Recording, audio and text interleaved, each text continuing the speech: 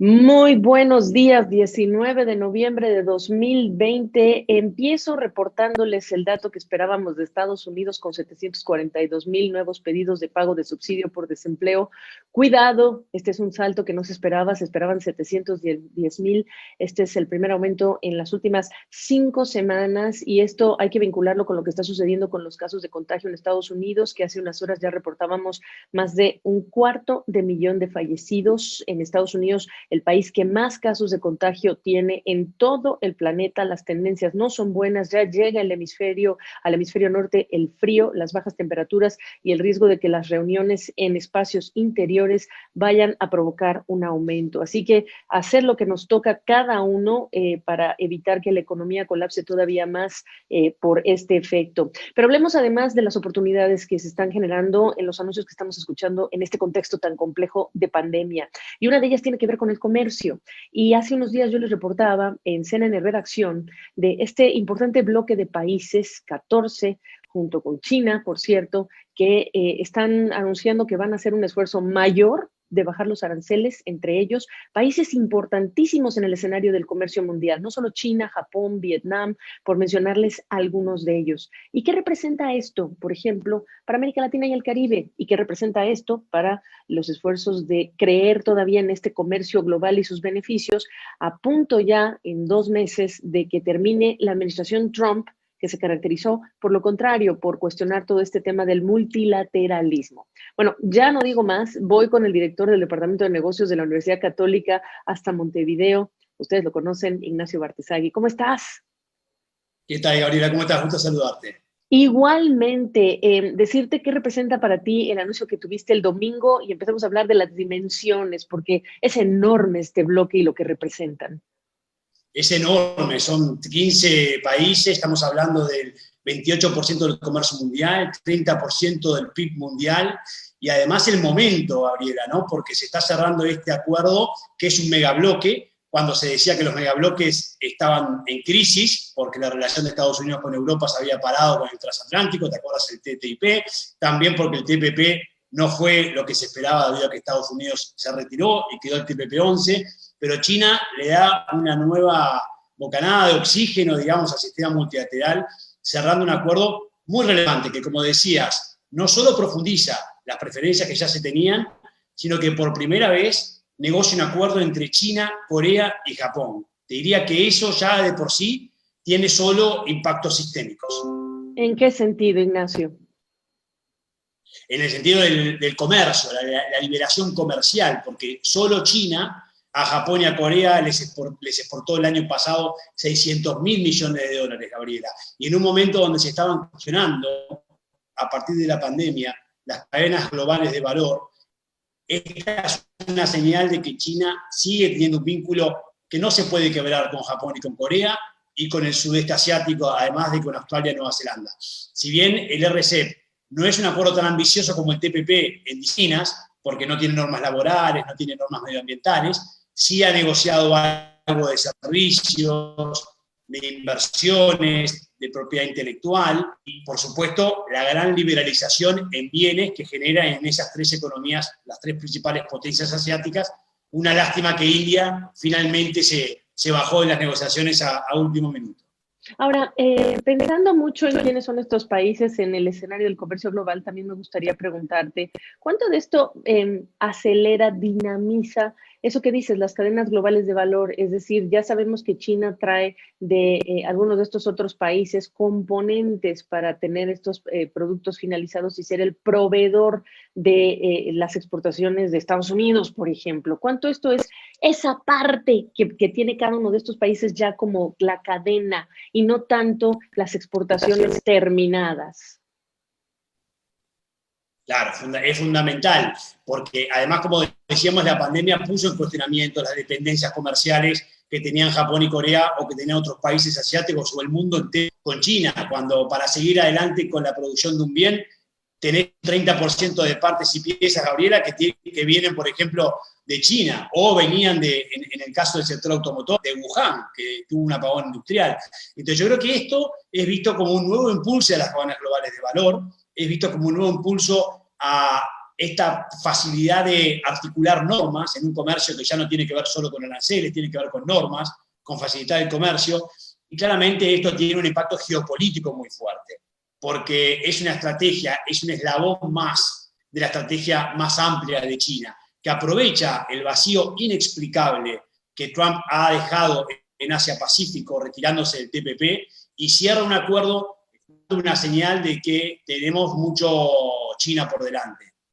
Esto, tú dirías, Ignacio, también agrega atractivo a estos países cuando se está hablando de reubicar, de relocalizar las operaciones de manufactura de algunas compañías hacia este lado del mundo, o no necesariamente. Yo creo que lo vuelve más atractivo. Es interesante ver cómo hoy de mañana leía unos artículos incluso de empresarios rusos, Gabriela, que si bien no forman parte del RCEP, estaban contentos porque sí tienen negocios en Vietnam o en Singapur y visualizan esto como la posibilidad de expandir sus negocios en un mercado de 2.200 millones de personas, que explica gran parte de la clase media, del crecimiento de la clase media mundial, y que por los próximos 20, 30 años explicará cerca del 65% del crecimiento del Producto Bruto Mundial. Entonces, todos quisiéramos estar allí. Ahora el problema es para los que no formamos parte de ese bloque, que sigue generando ventajas entre ellos y, por supuesto, deja muy mal parado a los países que no tienen relaciones todavía con estas economías. Oye, y no solamente eso, como bloques, ¿cuántas veces nos han regañado los expertos y los organismos internacionales en América Latina? Ya regionalicen, ya dinamicen el comercio en la región y mira lo que está sucediendo. Yo no sé si decir que cuando veas las barbas de tu vecino cortar, pero ¿cómo se ve América Latina en bloque como región, compitiendo como bloque, como región en el mundo, en las mismas características que estás viendo de este grupo de países ahora? Y te lo resumiría, Gabriela, como que es una película que no estamos viendo, que ya empezó y no somos actores, pero ni siquiera la estamos viendo. Es verdad que hay que separar dos bloques, el Mercosur, por simplificar en la región, y la Alianza del Pacífico. La Alianza del Pacífico era una plataforma que estaba más preparada para aprovechar estos fenómenos, pero como el TPP quedó por el camino, y la Alianza del Pacífico perdió dinamismo por la estrategia de López Obrador, que no tenemos muy claro qué es lo que piensa en política internacional. Hoy la Alianza del Pacífico sufre una crisis muy fuerte, no solo por México, sino por la crisis en Chile, en Perú y en la propia Colombia. Entonces, estamos muy mal preparados para aprovechar esto. Yo creo que ahora los países de la Alianza del Pacífico están esperando a que Biden reaccione y Biden diga, yo no puedo quedar fuera del RCEP, voy a intentar sumarme al TPP y voy a intentar ver al transatlántico con Europa. Eso equilibraría las cosas de una carrera que, debido a un error estratégico de Trump, ha ganado China cerrando el RCEP esta semana, ¿no? Dame dos puntos importantes de lo que acabas de decir. Primero, yo quería preguntarte para cerrar, ¿cuál es el beneficio de la región? O no es ninguno en realidad, pero esa sería mi última pregunta. Viniendo Joe Biden, pues uno piensa que se abre la puerta a un cambio. Ahora, tienes la presión de los millones de desempleados, presión que en términos de libre comercio quizá puede frenar cualquier intención por razones políticas de no estar de acuerdo millones de trabajadores con esto, que es un cambio inevitable, pero que al fin y al cabo me resisto por sobrevivir, ¿no? Digamos que hasta es una situación de instinto de sobrevivencia de los millones de trabajadores. ¿Realmente crees tú que la llegada de Biden puede mejorar las cosas? Además, siendo los demócratas los más preocupados por el empleo tradicionalmente, los sindicatos, etcétera, teniendo a uno de los líderes del sindicato, además pronunciándose en favor ya de Joe Biden. ¿Es el consumidor el que va a privilegiar la estrategia comercial? ¿Es el trabajador mirando lo que está haciendo la pandemia? Debido a la polarización de la sociedad estadounidense que hemos visto todos con los resultados de las elecciones, no tiene margen Biden para hacer eso en el corto plazo, Gabriela. Quiere decir que se va a tener que focalizar en su agenda interna por un año y medio. Y eso lo tiene China muy claro. Por eso China va a hacer que el RCEP entre en vigencia con las 6 incorporaciones que necesita para entrar en vigor. Lo va a hacer rápido para pegar primero, porque sabe que Biden se va a mover, pero no lo puede hacer en un año y medio, que va a tener que atender la crisis de la pandemia, la crisis económica y fundamentalmente a esto que decís, a la polarización de los diferentes sectores de la sociedad en Estados Unidos. Ahora, Latinoamérica, beneficiada, ganadora, perdedora, ¿en qué sentido, en qué sectores? Perdedora en el sector industrial, perdedora en el sector de alimentos y perdedora en el sector de servicios. Sí creo que lo que es Chile, Perú, Colombia, México en menor medida, pero fundamentalmente Chile, Perú y Colombia, están en mejores condiciones, es probable que Ecuador reaccione también, están en mejores condiciones que el Mercosur para aprovecharse del RCEP o para poder subirse a ese tren.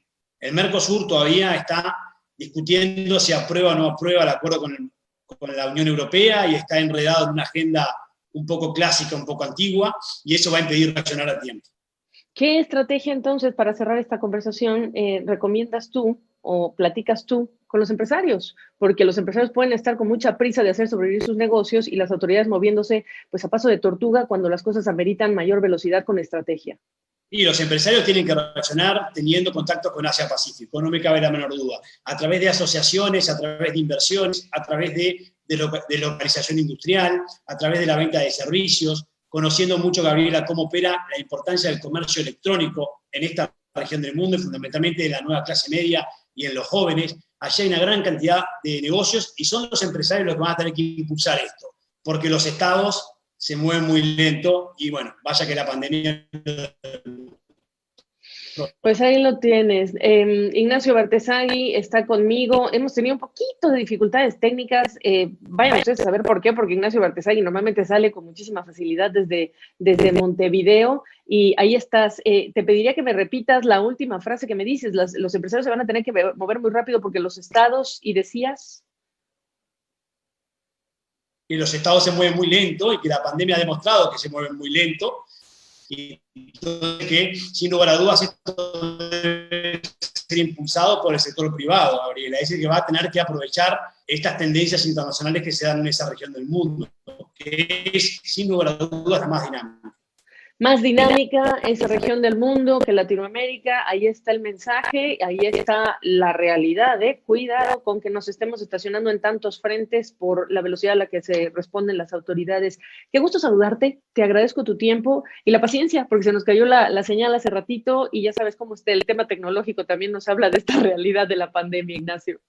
Totalmente. Muchas gracias a vos, Gabriela, como siempre.